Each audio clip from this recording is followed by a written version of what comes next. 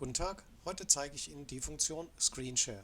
Sie sehen bereits auf der linken Seite das Smartphone gekoppelt mit der Emergency Eye Oberfläche, und wenn ich nun entscheide, einen Bildschirm oder ein Dokument auf dem Smartphone teilen zu wollen, dann kann ich das über die Funktion Screen Share tun.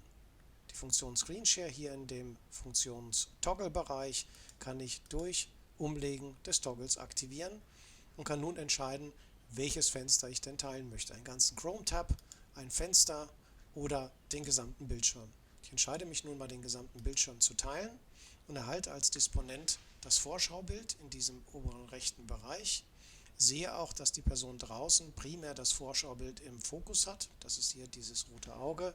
Und auf dem Smartphone sieht die Person entsprechend auch den geteilten Bildschirm von meiner Seite. Kann dort hineinzoomen und kann auch entscheiden, dann wieder in den Chat zu gehen. Das tue ich jetzt einfach einmal. Und dann sehe ich als Disponent, aha, die Person hat den Fokus auf den Chat gelegt, obwohl Screenshare noch aktiv ist. Ich kann jederzeit Screenshare deaktivieren, hier als Disponent, und dann verschwindet auch dieses Bild bei der Person dort draußen. Wenn ich es reaktiviere, dann kann ich wieder entscheiden, was möchte ich denn teilen.